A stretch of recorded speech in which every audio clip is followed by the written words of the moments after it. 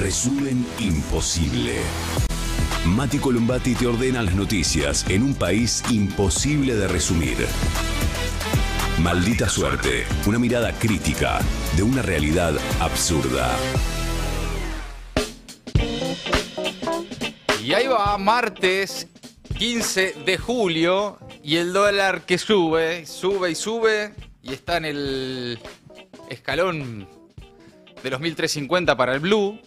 En el Banco Nación alcanzó ya los 1.300 para la venta, está más cerca del techo que del piso. Así que no se cayó como un piano, tal y como prometía el presidente. Vamos a ver qué está pasando a esta hora con eso, también con los bonos que se desplomaron en otro día negro para el gobierno.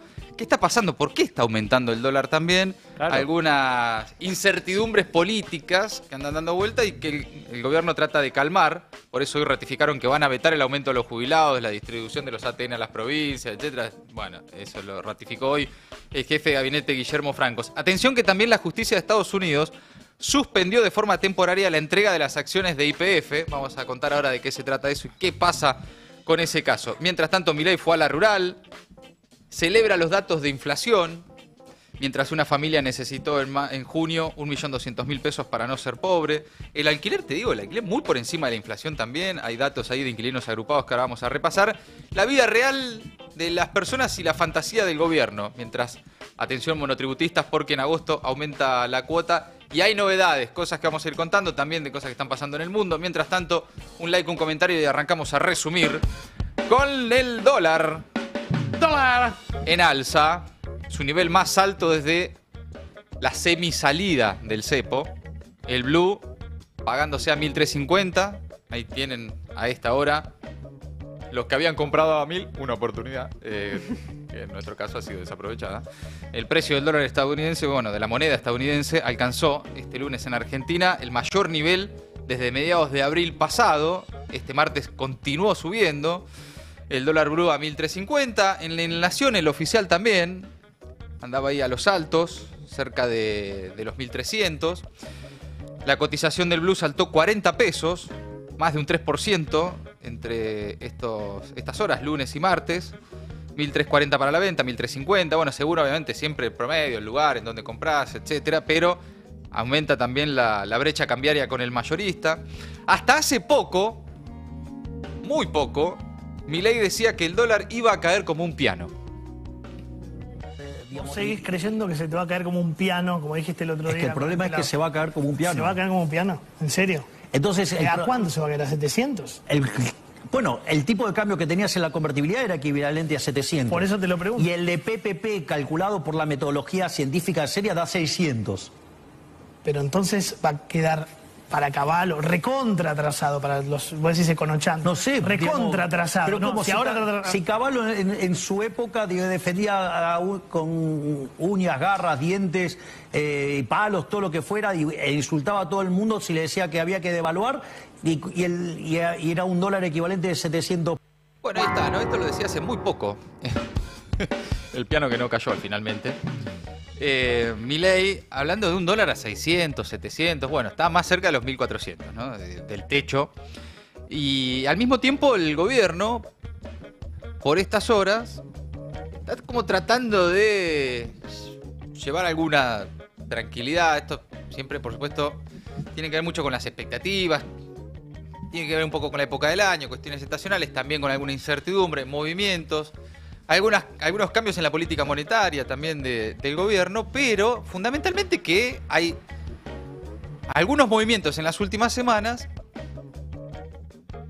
que indican que no está todo tan sólido como el gobierno venía vendiendo. De alguna forma, ya desde que el JP Morgan hace un par de semanas dijo, che, hay que desarmar y empezar a irse, hasta movimientos políticos muy concretos, además, ¿no? Después está el relato, el discurso, hay cosas muy concretas. Que se te hayan juntado los 24 gobernadores habla también de que algún sector del sistema económico, político y demás empieza a advertir que esto tiene fecha de vencimiento. Que es lo que viene diciendo Cristina, pero no únicamente Cristina. Porque si no queda, bueno... No. Cristina lo dice, sí, correcto. Para los que dicen, es cuca, y ahí está, entonces, los cucas no la ven. Bueno, Pero mirá que más o menos lo mismo vienen diciendo también otros sectores del establishment que vienen advirtiendo que no la ven. O la ven inestable, ¿no? Claro. Lo que pasó la semana pasada, el factor Fantino, ¿no? Esto que salió a decir, esto vuela por los aires y se aprueban los proyectos en el Congreso. Bueno, en el Senado 5-0 perdió el gobierno. Tuvo que salir Caputo corriendo a la tele y todo el tiempo diciendo, no, tranquilos, va a estar todo bien.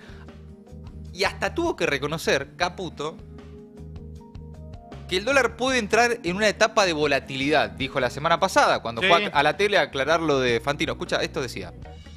Dos cosas. Uno, no hay que normalizarlo eso, hay que penalizarlos. Y dos, no hay que tener temor a eso, porque hoy tenemos la economía sana. Entonces, por más que lo intenten, no va a pasar nada. A ver, por ejemplo... Puede haber volatilidad, es todo. Escúchame, no es un problema. Por ejemplo, Cristina, hoy... Volatilidad no es un problema, dice Caputo. Bueno, ante la creciente volatilidad cambiaria y a pocos meses también de las elecciones legislativas, hay algunos analistas, los famosos analistas de la Citi, del mercado en definitiva, que comienzan a preguntarse qué va a suceder con el tipo de cambio y también con el nivel de reservas, cuyo nivel es uno de los puntos más complejos del actual programa económico, algo que ni siquiera el Fondo Monetario Internacional de alguna forma advierte como meta que pueda llegar a cumplir el gobierno. Ya hasta el fondo está diciendo, che, no llegá con el tema de la reserva, no te está dando con la reserva. De hecho, vinieron a la Argentina, hicieron todo su biribiri, midieron el aceite, agua y demás, se fueron, llamaron de urgencia a los dos funcionarios más importantes del equipo económico de Caputo a rendir examen a Washington porque no la están viendo. Siguen sin aprobar la primera revisión de este nuevo programa acordado de vuelta por Caputo. Y por lo tanto demora la llegada de los 2.200 millones de dólares que el fondo le había prometido o que debía desempolvar, bueno, de alguna forma también, desempolvar el Fondo Monetario Internacional. Entonces las preguntas que se empiezan a escuchar por estas horas son del establishment. Por eso ayer, por ejemplo, escuchábamos a Redrado, ya debe estar por salir Melconian, debe ser inminente la salida de Melconian, todavía no habló. ¿Cuánto puede tardar? ¿Hoy a la noche? ¿Mañana? ¿En algún canal seguro? Y empiezan a aparecer los economistas de la Citi que advierten. Uno de los que salió fue Ricardo Delgado, dijo que el dólar podría acercarse a 1.400 antes de las elecciones, que el gobierno se tiene que ocupar. Se refirió a la actual volatilidad cambiaria y dijo que podría suceder que el tipo de cambio se acerque al techo de la banda y que el Banco Central tenga que vender reservas. A ver. El gobierno se tiene que ocupar. O sea, no vamos a estar, ustedes también hablaban antes de el piso de la banda. Olvídense del piso de la banda. Olvídense del piso de la banda. Estamos a 160 pesos del techo de la banda. Eso, claro. O sea, estamos a 160 pesos de que el Banco Central esté obligado a vender dólares. Y ese no es un tema menor. Porque ahí ya en ese caso, la situación va a ser más compleja, porque las reservas no son suficientes como para intervenir de manera... Como me decía un profesor mío cuando estudiaba economía hace ya muchos años, en los 80, me decía, cuando el Banco Central empieza a vender, estamos en problemas. Bueno, y en ese sentido, no solo el dólar es un tema hoy, sino también los bonos. Los bonos se desplomaron en otro día negro para el gobierno, una nueva baja de bonos y el Merval que se da tras la jornada negativa que ya habíamos visto el lunes para estos activos financieros y también para la divisa norteamericana. En este marco, la Secretaría de Finanzas debió convocar una licitación fuera de calendario para este miércoles 16, lo que ya indica un poco el apuro del equipo económico, tratando de captar pesos que habían liberado por la desaparición de las LEFI, que son las letras fiscales de liquidez, como instrumentos parecidos a aquel momento las LELIC, las LEVAC. Bueno, exactamente. Y contener la presión cambiaria, evitando que esos pesos sueltos en el mercado se vayan al dólar, ¿no? Sí, otra cosa que va en contradicción con lo que mostraba de Milei hace un rato, porque ahí, además de decir que se cae como un piano, decía que se caía como un piano porque no había pesos, no existían pesos tales como para hacer subir el dólar. Esto lo contradice. Bueno, ese anuncio fue mal recibido, evidentemente, por el mercado. Se trata de además una racha negativa, varias. Por eso digo, no es solo estos días. Una racha negativa para el gobierno que ya arrancó a fines de junio con aquel informe negativo del JP Morgan, el principal banco estadounidense, que recomendó deshacerse de los activos argentinos por el riesgo ante justamente la falta de acumulación de reservas. Ahora, ¿por qué aumenta el dólar, no? El precio del dólar viene aumentando en las últimas semanas por, obviamente, múltiples factores. Están estimulando la demanda de divisas. Insistimos, el dólar blue 1.350, cierra ahora a las 3 de la tarde, así que ciérrenlo rápido 1.300 el oficial en el Banco Nación. Algunos factores obviamente son estacionales, la mayor disponibilidad de pesos por el pago extra, bueno, de los aguinaldos, ¿no? El aguinaldo mitad de año, el medio aguinaldo, que algunos que tienen esa posibilidad destinan ese medio aguinaldo a ahorrar en divisa, entonces reclaman lo que dólares, yo no hice. Claro que la oportunidad desaprovechada de Gaby. También hay mayor demanda de dólares de los turistas que viajan en esta época, especialmente por las vacaciones al exterior. Algo que ya viene sucediendo, que se profundiza, ¿no? Periodo invernal, muchos demandando dólares para viajar. También... Porque además como está tan caro viajar acá, claro, acá adentro de la Argentina, te sale más barato irte a cualquier lugar afuera, aunque sea cerquita. En paralelo, la Argentina, carísima en dólares, los turistas no vienen, entonces la balanza comercial se complica, la balanza de turismo se complica, ¿no? Hay más demanda de dólares por parte de productores y exportadores agropecuarios, por parte también de los importadores de energía, varias cosas. Pero más allá de estos factores, hay algunos analistas en el mercado que observan que las tensiones cambiarias podrían también explicarse por lo que algunos llaman cobertura, ¿no? La típica cobertura entre los inversores en Argentina a medida que se aproxima el proceso electoral. Esto sí suele suceder, a medida que se acercan las elecciones están los que se cubren. Claro. ¿No? Y en este sentido, bueno, vas a tener ahora no solo la de octubre, sino la del 7 de septiembre, que además es la elección de la provincia de Buenos Aires, en la que el gobierno se juega mucho en esa elección. Y en este escenario los inversores también siguen con cautela estas renovadas tensiones de los últimos días entre el gobierno y la oposición, frente a un presidente que no hace más que expulsar aliados circunstanciales, como los gobernadores, entre otros, y la oposición avanzando en el Congreso con proyectos de ley que Milei amenaza con vetar con, bueno, el argumento de que supuestamente todo eso conspira contra el objetivo del equilibrio fiscal. Es por eso que, en este sentido, esta mañana, con estos movimientos, el gobierno salió a ratificar que va a vetar el aumento a los jubilados y la distribución de los ATN a las provincias. Es decir, para calmar al mercado y a esta volatilidad y este manejo de expectativas y demás, al gobierno así, quédense tranquilos, el aumento de los jubilados no va a suceder, lo vamos a vetar. Entonces, los jubilados me imagino en la casa como diciendo, ok, ¿por qué no me tranquilizás a mí? Claro, claro. En vez de tranquilizar a don José Mercado. Dejá, la pongo yo, dicen los jubilados. Sí, yo pago, Javito. No te haga problema. Bueno, el jefe de gabinete Guillermo Franco reiteró este lunes que el gobierno va a vetar las leyes que aprobó el Congreso. A ver. Guillermo, lo cambia un poquito de tema y ¿qué va a pasar con las famosas leyes que aprobó el Congreso? ¿El gobierno las va a vetar? Bueno, como ya lo hemos anunciado, una vez que el gobierno tenga en su poder las leyes que sancionó el Congreso, las va a vetar, por supuesto. Como lo dijo en varias oportunidades el presidente, y lo hemos dicho, ¿no? No estamos de acuerdo con esas leyes y de vuelta vamos a utilizar la facultad constitucional que tiene el presidente de la Nación de vetar las leyes. Bueno, por otro lado, algo que había hecho ruido también en los últimos días era el caso YPF. Hay novedades sobre eso hoy. La justicia de Estados Unidos suspendió de forma temporaria la entrega de las acciones de YPF. Argentina consiguió algo más de tiempo en el juicio por la expropiación que se cursa en Estados Unidos.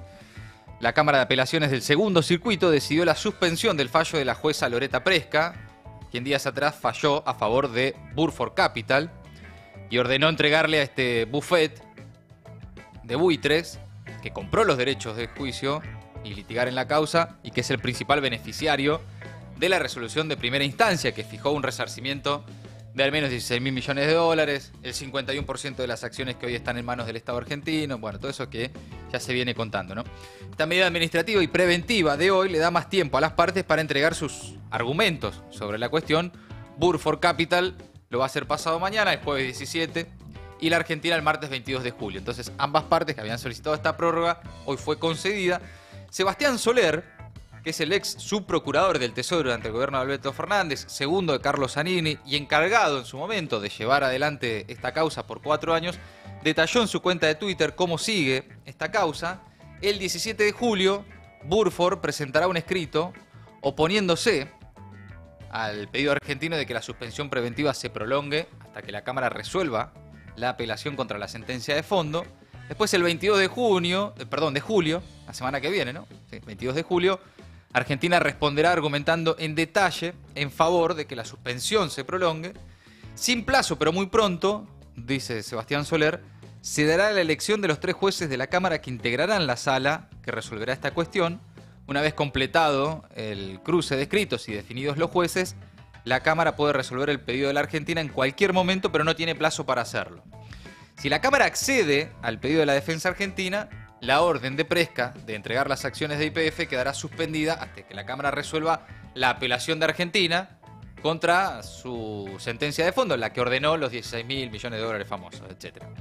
Bueno, dado que la Cámara todavía no ha fijado la fecha de la audiencia, es improbable que decida esa apelación de fondo antes de 2026. Si la Cámara rechaza el pedido de la Argentina, la orden de Presca volvería a estar vigente. Bueno, esto, para todo lo que tiene que ver con expectativas de inversores, mercado y demás, hace ruido. Obviamente hace mucho ruido y es parte también de la serie de variables dando vueltas en el aire del ruido de estas horas, ¿no? Y mientras tanto también, frente a la falta de dólares, algunos dicen, bueno, Javo,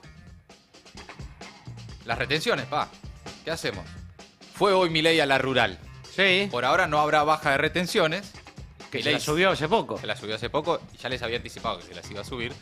Milei se reunió hoy con Nicolás Pino, titular de la Sociedad Rural Argentina, y con representantes de la mesa de enlace. Estuvieron ahí en el predio de la Sociedad Rural Argentina. Con Karina Milei a todas partes ya, directamente. La lleva a todos lados. Bueno. Va Milei y Karina Milei. Es que la línea recta de hierro es. Ahora es la línea de hierro, ¿no? Claro, porque se va de uno al otro y no... Ya no hay triángulo. Parece que no. Parece que no, lo han corrido a Santiago Caputo. Bueno, confirmó que las retenciones no bajarán en el corto plazo. Sí dijo el titular de la Rural, Pino, que Milei no dio tiempo para eliminar las retenciones al campo, pero sí la convicción clara de que ese es el camino. Y al mismo tiempo consideró que más temprano que tarde llegarán a cero. Es decir, por ahora no, pero estamos caminando hacia. Bien. Bueno, como las utopías. Tiene esperanzas. Con la utopía de Galeano, sí, con la baja de las retenciones. Estamos caminando hacia retenciones cero. Para arriba igual. Arrancamos caminando, igual subió. Ahora, sí, pero bueno. Caminando para arriba. Habló Nicolás Pino antes de la reunión. El presidente de la Rural, atención que no es el único, que viene advirtiendo que de nada sirve producir más si no lo puedes transportar. Esto en realidad tiene que ver con no una cuestión de discusión sobre las retenciones, sino sobre cómo se ha retirado por completo el gobierno nacional de la infraestructura, de la obra pública. A ver. Sí. Los pedidos o las demandas que hacemos desde el sector y unas demandas a contraposición con mucha oferta de qué, de más y más producción si las condiciones realmente se logran, que sean estables a largo plazo y que se pueda recuperar lo que necesitamos que Argentina recupere, que es la competitividad. ¿Qué van a plantear en relación a las retenciones? A las retenciones. No, ahora no se espera ningún anuncio, vamos a conversar con el presidente, vamos a estar un rato, vamos a cambiar ideas, le vamos a contar al presidente lo que venimos conversando con su equipo económico y con el secretario, y a partir de ahí veremos en qué sale la charla. Nicolás? ¿Cómo? ¿Espera la presencia del presidente el 26 de julio? Sí, por supuesto, esperamos la presencia del presidente y siempre que viene acá un presidente, bueno, alguna cosa siempre... Además de retenciones, hablar de la calamitosa infraestructura que tenemos no solo los productores, sino la Argentina toda. De nada sirve producir más si después ese producido no lo podés transportar o no lo podés mover. Así que ese tema, INTA, todas estas condiciones que se fueron, las decisiones que fueron tomando desde el gobierno. ¿Cómo estarán las cosas que hasta el presidente de la Sociedad Rural Argentina reclama que hagan rutas, ¿no? Sí. Fíjate vos. Ponele que te bancan con el tema de las retenciones y demás, pero hay una cuestión ahí que lo hemos conversado en más de una oportunidad. Sí. Las rutas están hechas mierda, y no solo para viajar, de logística. La gente se mata en las rutas más que antes, sino logística. Sacar los camiones con la producción no se puede si no hay rutas, claro, si no hay infraestructura, si no hay caminos. No solo las rutas, el asfalto, los caminos rurales, los accesos a los puertos, la llegada a los centros. Bueno, realmente hasta la rural. Me dice, che, papi, me parece que capaz que tenés que cada tanto hay algo ahí como que hacer desde el Estado, ¿no? Y en relación al INTA están muy enojados por el hecho de que, bueno, nosotros lo contábamos también que, digamos, lo que era antes la mesa directiva del INTA, donde estaban representadas los diferentes sectores, entre ellos el sector del campo, bueno, dejan de estarlo, ahora está todo centralizado en el gobierno nacional, o sea, en el Ejecutivo, y dejan ellos de tener algún tipo de injerencia, por eso piden por el INTA también. Claro. Escuchemos ahora a José Luis Volando, vicepresidente de la Federación Agraria. Destacó que el campo argentino es un mosaico, dijo que, bueno, hay distintos sectores, más, menos, pequeños ganadores, etcétera, grandes ganadores, pero que advierte sobre las situaciones en el interior del país. Que en el interior está todo bastante parado, dice, a ver. Como le pasa a toda la sociedad argentina, no es que el pequeño y mediano productor es una isla, ¿no? Vos viste que está difícil la situación económica en el interior, no se mueve la venta de maquinaria, no se mueve la construcción, está todo medio bastante parado, por así decirlo, así que lo que uno quiere expresarle al presidente es eso, para que además conozca de primera mano una situación del interior que generalmente no es lo que él más maneja, ¿no? Uno sabe que se mueven principalmente en la ciudad, o cuando va al interior va a lugares muy focalizados, ¿no? Pero bueno, hay otra realidad que uno le quiere dar a conocer. Un poco de ese, che, fíjate si conoces un poquito de tu propio país, le dice el presidente de alguna forma, porque bueno, claramente no viaja por las provincias, no conoce el país, no conoce las distintas problemáticas regionales, ¿no? Hace 20 minutos, cuando terminó esta reunión ahí, Milei y en la rural, Volando de la Federación Agraria, acaba de confirmar, primero que están muy calientes, que la reunión fue una porquería. Eso es el de la Federación Agraria. Agraria, que forma parte de la mesa de enlace. Correcto. Y que por lo menos por ahora la Federación Agraria no va a estar el día de la apertura formal, en donde se supone que tiene que estar Milei, van a retirar su gente. Esta es la primera decisión que acaban de tomar, o sea, ellos no van a estar ahí presentes y esperan que algunas otras agrupaciones tomen la misma decisión. Está difícil. Ahora, sí, por supuesto, ¿no? Porque al mismo tiempo, son 4 sectores muy distintos entre sí, no es lo mismo la rural que la Federación Agraria.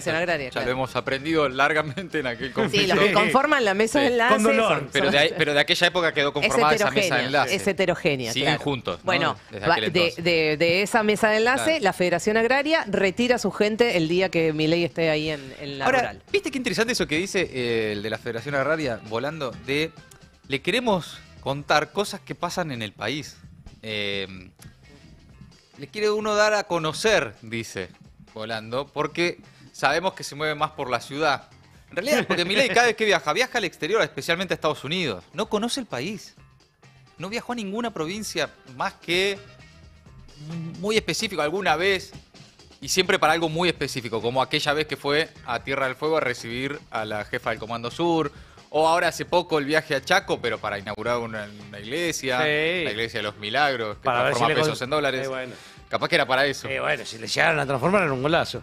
No fue, supuestamente por niebla, ¿no? Pero a Tucumán ni para el 9 de julio. No va a Rosario ni para el Día de la Bandera. Entonces, claro, le cuentan, o le intentan contar cosas que pasan en el país que él gobierna. Eso habla mucho de Milei, pero también me parece que ahí se presenta una oportunidad para otros sectores de la política de retomar eso como bandera también. Che, mirá que el país es mucho más grande que la capital federal. Mirá que la Argentina es mucho más interesante que tu batalla cultural permanente y tu biribiri en las redes sociales. Y que cada tanto capaz podés meter un viaje a una provincia en lugar de otro estado en Estados Unidos, ¿no? Literalmente, Milei viajó más veces a Estados Unidos como presidente que a provincias argentinas. Sí. De ahí, por ejemplo, la tensión con Victoria Villarruel, y razón por la que en el propio gobierno algunos creen que Victoria Villarruel viene tejiendo una alternativa de poder frente a Milei, ¿no? Y un plan B. Villarruel el año pasado se recorrió 14 provincias. Sí, todas a las que no va Milei. La fiesta nacional del Pacú con pelo. A la que pueda ir, va a ir y demás. Entonces también es parte de esa tensión. Ahora, esa idea de federalismo, de que la Argentina es grande, de que la Argentina es más que estas calles encerradas en la General Paz, no puede quedar en manos de la derecha de Victoria Villarruel. Eso lo tiene que agarrar el peronismo, esa es una bandera que puede agarrar el peronismo. con los gobernadores que tiene, pero más allá de lo discursivo, empezar a elaborar ahí también algo que claramente deja vacante Milei en su forma de gobernar. No le importa a la Argentina. Y cuando decimos no le importa a la Argentina, lo hemos dicho en todo sentido, es una entrega permanente de soberanía política, cultural, económica, territorial y también acá un desconocimiento muy profundo de lo que pasa en el país que gobierna. Bueno, por otro lado, cambiamos de tema. Una familia necesitó en junio 1.200.000 pesos para no ser pobre. La variación de precios del mes pasado que difundió el INDEC, la inflación, estuvo apenas por encima del 1,5% de mayo, cerró en 1,6% y salió todo el gobierno a celebrar. Los alimentos con un 0,6% de aumento, la vestimenta con un 0,5% de aumento. Bueno, eso que ustedes desde ayer seguramente estarán viendo o conversando, ¿no? En la vida cotidiana de, che, ¿cómo que 1,6%? Sí, yo llego menos a fin de mes que antes. Bueno, es por esto. Porque a una familia de 4 integrantes le hicieron falta 1.200.000 pesos en junio para no caer en la pobreza. Vos decís 1,6% de inflación. Bueno, un palo 200 para no ser pobre. Claro, medio palo para no caer en la indigencia una familia de 4 personas. Y la verdad que cuesta llegar a esos números. Sí, me acuerdo con una frase que empezamos a joder, Mati, cuando el gobierno de Macri, tanto que lo recordamos hoy, pero hay que ser rico para no ser pobre. Claro. Es medio que eso. Claro, exactamente. Y después también, esto sin contar alquiler, el costo de la vivienda y demás, ¿no? Y en este sentido, el alquiler de la vivienda aumentó en junio, con variaciones importantes en todo el país.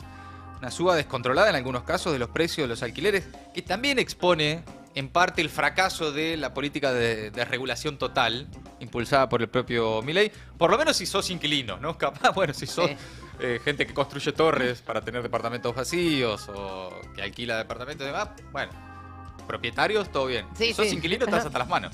De hecho, la Asociación Inquilinos Agrupados difundió hoy que los alquileres volvieron a aumentar en junio muy por encima de la inflación. Vamos a suponer que 1,6%, ¿estamos de acuerdo? Ok, le queremos al INDEC, dale, 1,6%. Los alquileres en el Gran Buenos Aires aumentaron 4,5%, en la región pampeana 6,4%, en el noreste 8,2%, en el noroeste 4,4%, en Cuyo 5,6%, en la Patagonia 8,6%, según datos del INDEC, o sea, muy por encima la inflación, los aumentos de los alquileres. Y entonces está la vida real versus las estadísticas oficiales o la fantasía del gobierno. El Destape salió a la calle a preguntar sobre el dato de inflación y esto contesta la gente. 1,6% de inflación. Olvídate, mienten como perros. 1,6% inflación de junio acumulada en este... Qué maravilla, ¿eh? ¿Usted qué opina? ¿Se ve eso en la calle? En los negocios no se ve. Acumulado este año 15, anual casi 40. ¿Es así? ¿No es así? ¿Cómo lo ve? Sí, yo lo veo así. Se aquietó bastante. Salvo el aspecto que hace a la comida, que todos los días te dan algún saque. ¿Qué ha aumentado más? Supermercado. El verdulero a los 2 o 3 días una bolsa así de naranja la tira, en vez de venderla bien económica y barata. ¿Sabés qué hacen? En vez de bajarte la mercadería, te dan 2 por 1. Y lo que anda muy mal es el asunto de los cambios de precio de las prepagas. Las expensas, la ropa ya casi no la compro, estoy esperando mejores épocas para comprar ropa. El tema de los servicios, tanto luz, gas, prepaga. Los servicios están altos, sí, sí. Lo que pasa es que el sueldo es bajo. ¿Usted es jubilada? Yo soy jubilada, con la mínima. ¿Qué opina de la gestión de Javier Milei en materia económica? Una mierda. ¿Se puede decir eso? Es una mierda. Hay que bancarla y es el precio que estamos pagando a consecuencia de haber tenido una fiesta. Yo todavía no puedo entender que hayan votado este desquiciado y encima hay que darle tiempo. Déjame de joder, no se puede, no. No te olvides que acá pagábamos la luz más barata que un café. Debe haber formas de medir para lo que usted quiera, con el resultado que usted quiera. Las impresiones van a venir exclusivamente si el tipo gana las elecciones. De lo contrario no le ponen un mango y esto revienta. Bueno, ahí está la interpretación del señor y la otra señora también como un contrapunto ahí de alguna forma en esta interpretación. Bueno, Esto es la ciudad de Buenos Aires también, por cierto, ¿no? Porque la inflación siempre es según donde vivas. Las diferencias entre las regiones son notables. No es lo mismo vivir en la ciudad de Buenos Aires que vivir en el norte, que vivir en la Patagonia, que vivir en el centro del país. De hecho, hay mediciones distintas. En la Patagonia, siempre según el INDEC, la inflación fue de 1,8%. En el Gran Buenos Aires fue de 2%. Las áreas con mayor aumento mensual. En Cuyo, 1%. En el noroeste, 1,1%, mostrando ahí menores subas incluso que el promedio nacional. Pero, por ejemplo, en la ciudad de Buenos Aires, en junio la inflación de Cava medida por el INDEC porteño fue del 2,1%, es decir, 0,5% más que el IPC del INDEC para el mismo mes, en el mismo lugar. ¿Qué pasa ahí? Bueno, hay distintas maneras de medirlo. La canasta del IPC de la ciudad de Buenos Aires, actualizada en 2022, da más peso a los servicios, que han aumentado mucho en este tiempo. Vivienda, comunicación, educación, luz, gas, agua, etcétera, mientras que el INDEC mantiene una estructura aún anclada en ponderaciones que priorizan los bienes. Bueno, te da distinto, pero te da distinto en el mismo lugar. Entonces ya empieza a ser, obviamente más que una discusión metodológica, acá lo que hay es una discusión política. ¿Quién puede creer realmente que 1,6% representa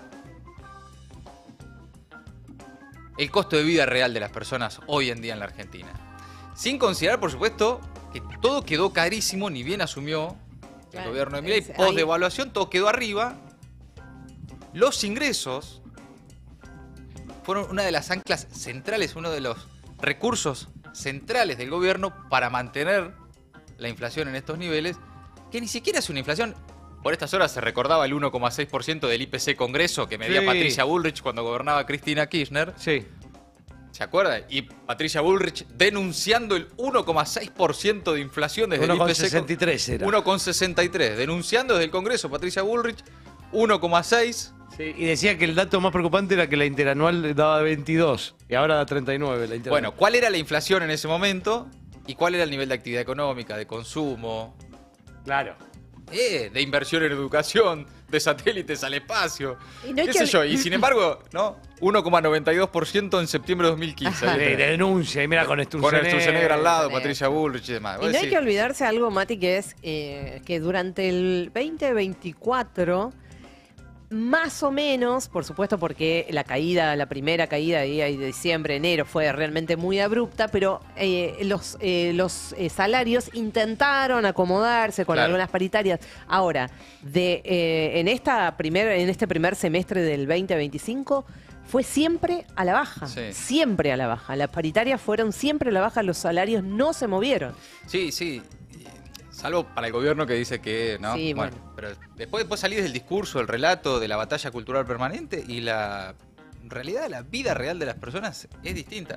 Es cierto que 1,6, 1,5, incluso con este costo social, en algún sector de la sociedad es una buena noticia, sobre todo comparado con, no sé, los últimos meses del gobierno del Frente de Todos.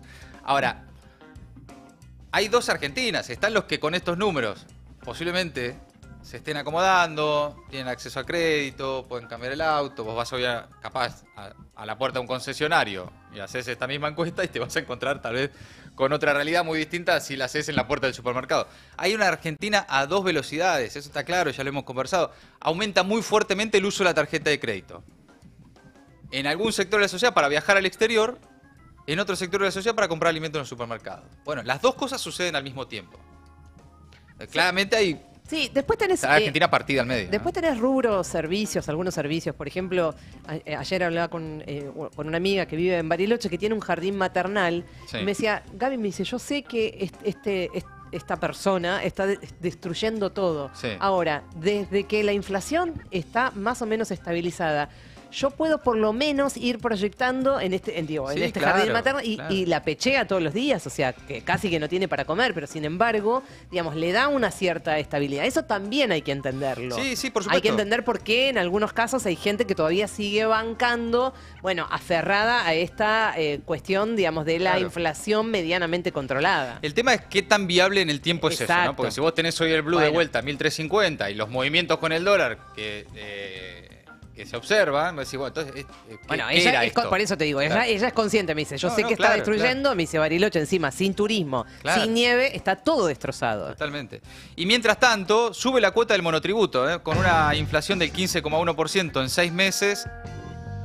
Va a aumentar el mismo número la cuota del monotributo. Entonces, Excelente. la mínima, que es la categoría A, pasa a 37.000 pesos, la categoría B a 42.000 pesos y así va a ir subiendo las escalas y las cuotas mensuales del monotributo, que también se van a incrementar desde agosto, empieza a regir a partir de agosto, un 15% en línea con la inflación del primer semestre. Así que los nuevos valores del monotributo a partir de agosto empiezan a regir. No sé qué categorías son, amigos, amigas, ustedes que nos están escuchando, pero la más baja pasa a 37 lucas por mes, 42 la categoría B y así sucesivamente. Y después, más abajo incluso que eso, están los comedores populares. En crisis, cada vez hay más gente, menos comida. Hoy habló acá el padre Paco Olveira, que tiene distintos comedores, entre ellos uno en Merlo.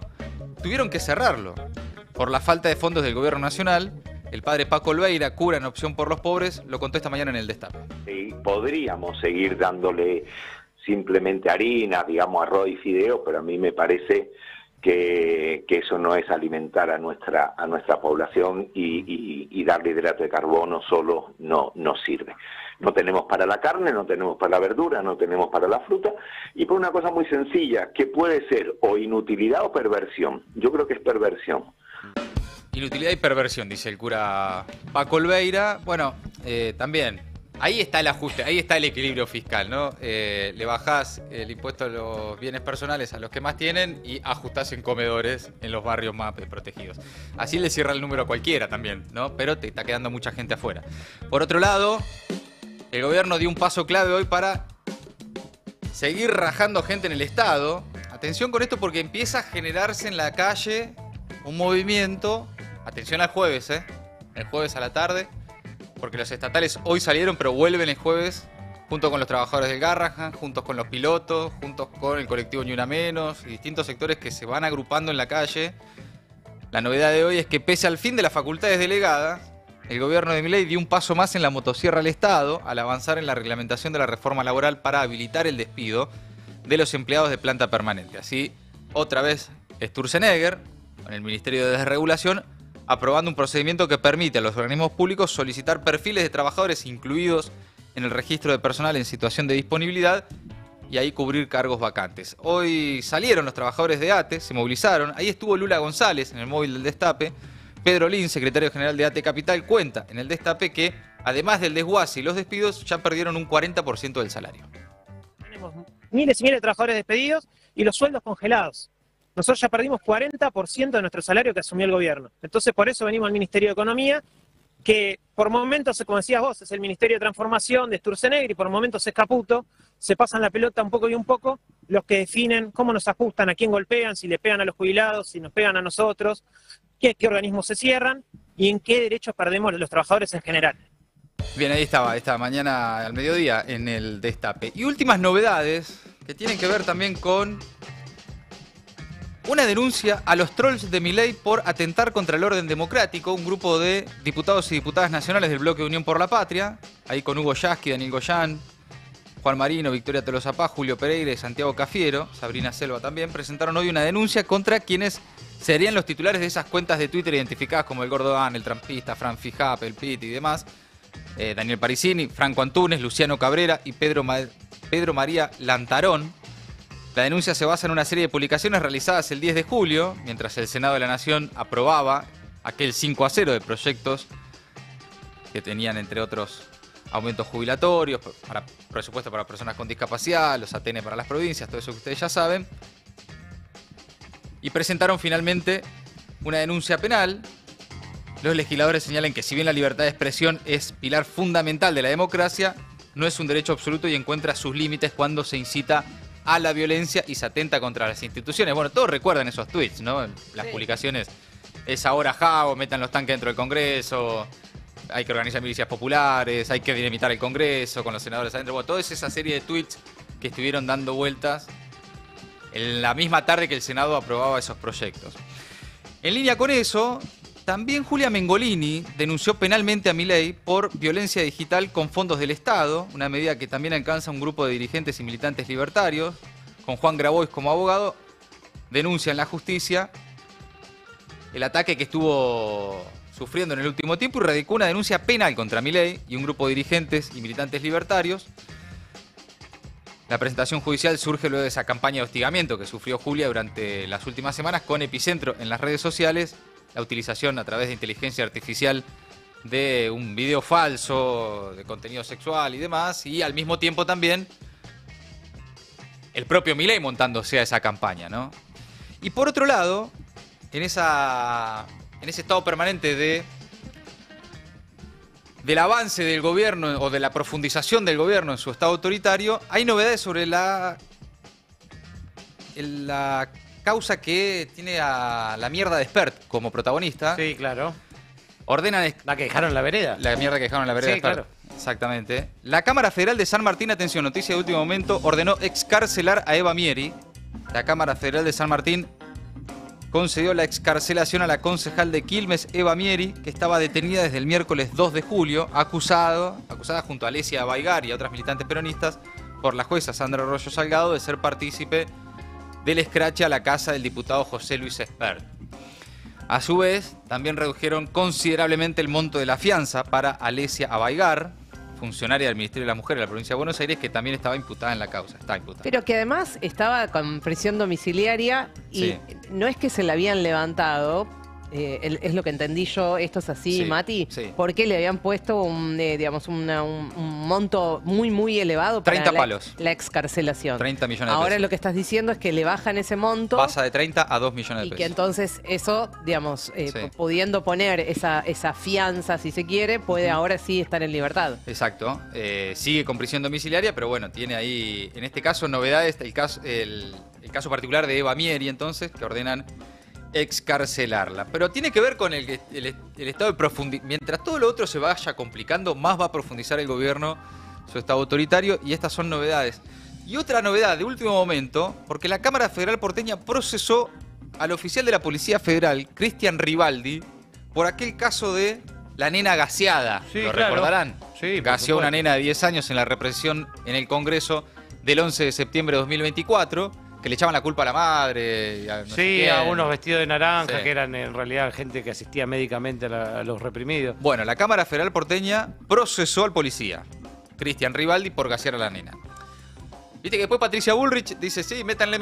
Pero después está el Código Penal, ¿eh? Los manda al Sí, frente. sí, sí. Después está el Código Penal. Sí, como le pasó a Chocobar, que terminó vendiendo cositas. Bien, amigos, hasta ahí las últimas novedades, varias, en la política nacional. ¿Qué pasa en el mundo, Ori?